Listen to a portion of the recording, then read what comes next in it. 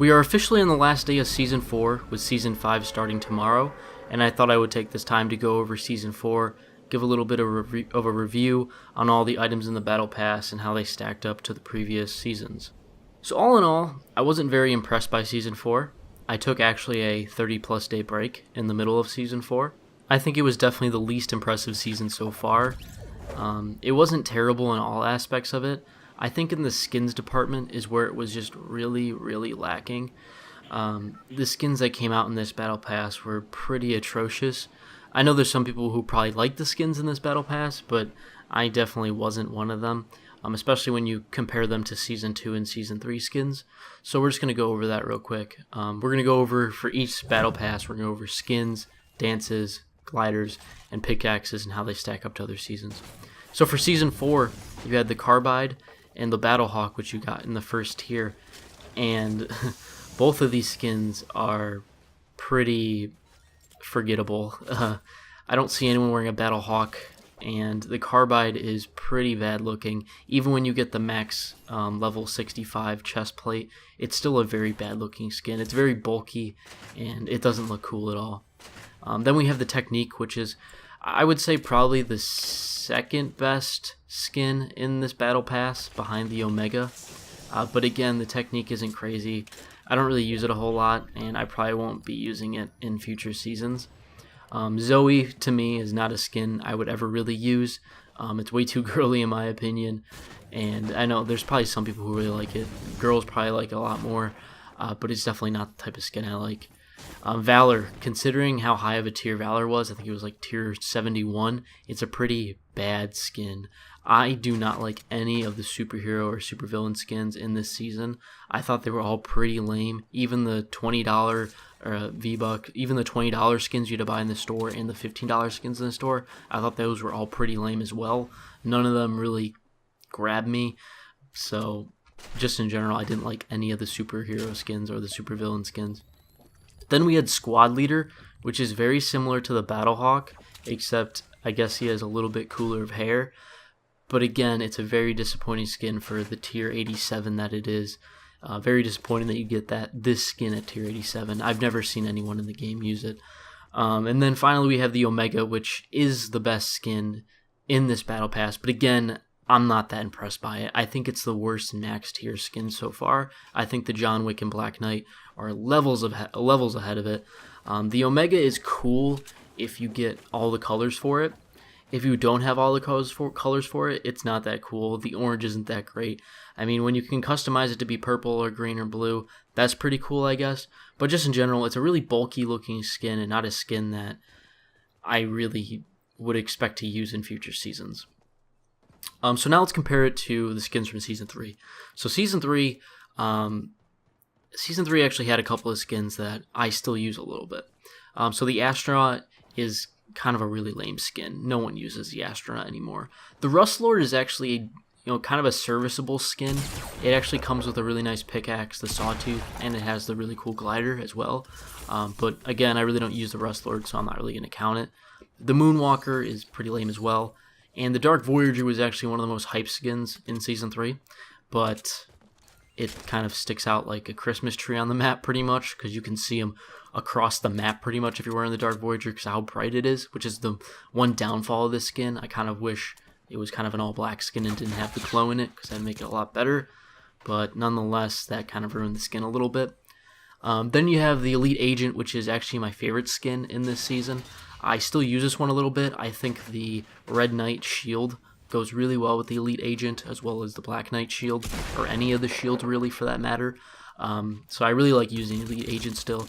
And the John Wick is great too. The only problem I have with the John Wick is that literally everyone and their mother has the John Wick skin, because at the end of Season 3, Epic Games was really throwing out Battle Stars. They were giving them out like crazy. I swear they gave away like 10 free tiers at the end of the season because of they would have down days and stuff like that. It was really annoying because you work so hard to get the John Wick, and then like everyone ended up getting the John Wick even if they barely played. But yeah, everyone had the John Wick, so it's not that impressive to have it, but it's still kind of a cool skin.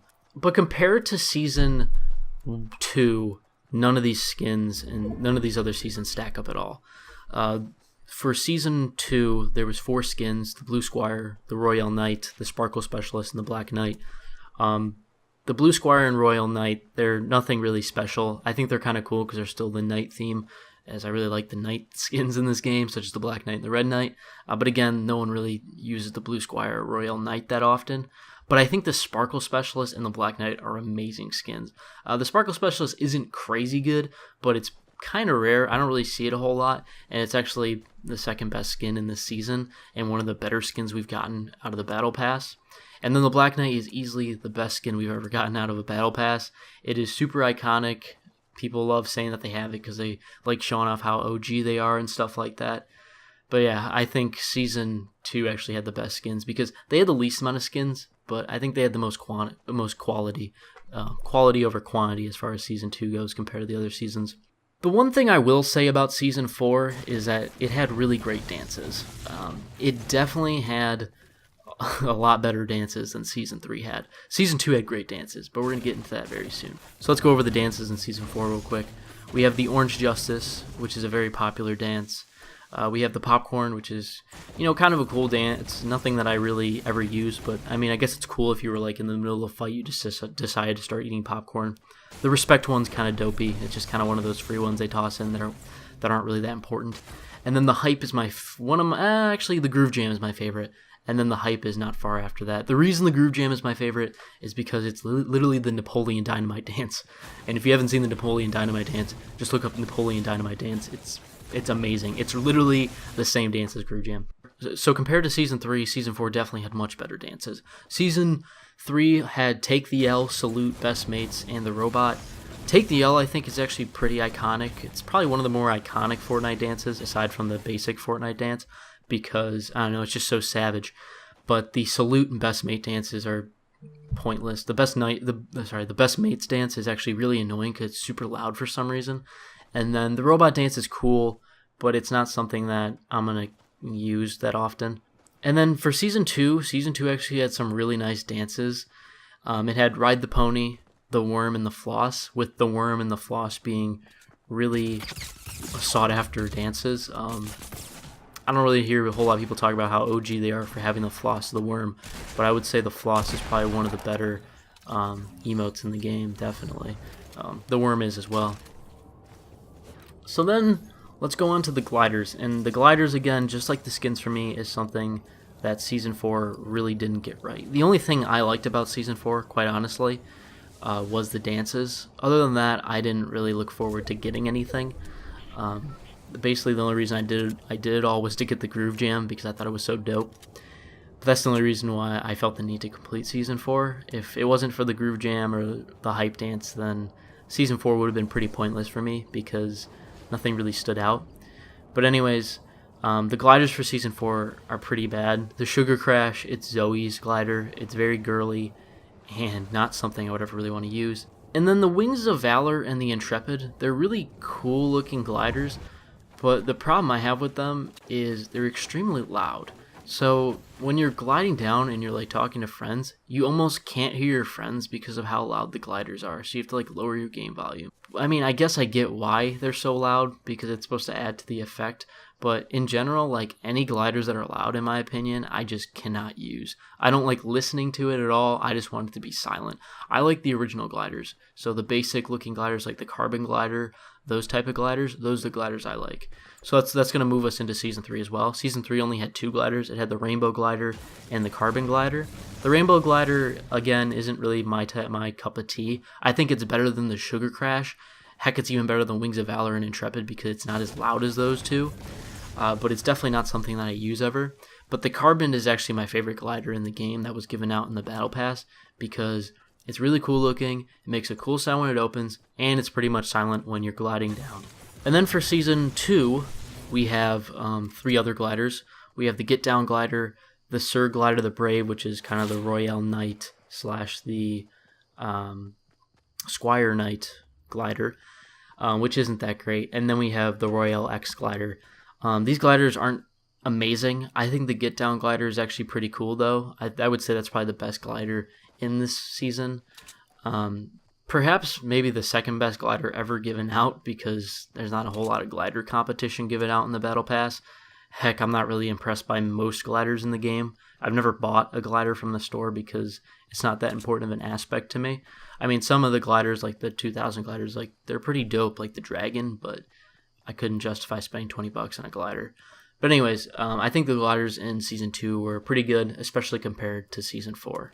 So let's move on to the pickaxes. Again, Season 4, I don't really think they got the pickaxes right. They only offered 2 in the Battle Pass itself. Those were the Gale Force and the Lollipopper. The Gale Force was cool from the beginning. I kind of liked it a little bit, but I don't use it anymore because I only used it because it was the only one I had for the season at the time. And then once I finally got the Lollipopper, I used that for quite a bit, but now I finally moved back to the trusty number 2 from Season 3. But there's also 2 other pickaxes you can get in Season 4. You can get the Carbide Axe, which is the Carbide's pickaxe, and then you can get the Omega Axe. The Carbide pickaxe, I think, is extremely ugly, and I would never used it. I used it one game, and I'm like, this thing is like huge, and it's really ugly looking. And then the Omega Axe is okay. I guess it's cool because it glows, but again, it's just like a little too big. I prefer the axes that are smaller, which is the reason why I like the trusty number 2 from Season 3. So let's move on to Season 3. So Season 3 had the Sawtooth, the EVA, and the trusty number 2. So I think the Sawtooth is actually a pretty decent pickaxe. It's pretty basic, but it looks good. It's a pretty good size. And I don't know, I just like this pickaxe. It goes pretty well with the Red Knight. As far as the EVA goes, I'm not really a fan of the EVA. It's cool that it moves, but it's not a pickaxe that I use anymore, and I barely used it even when I earned it. But my favorite pickaxe ever from any Battle Pass so far is the trusty number 2. I think it's great. I love the fact that it's just literally a pencil hitting the tree. It's small, compact, looks great, goes with pretty much any outfit, and you can't really go wrong with the trusty number 2. So let's move on to Season 2 for the axes. Season 2 actually had some decent axes. I would say definitely better than Season 4.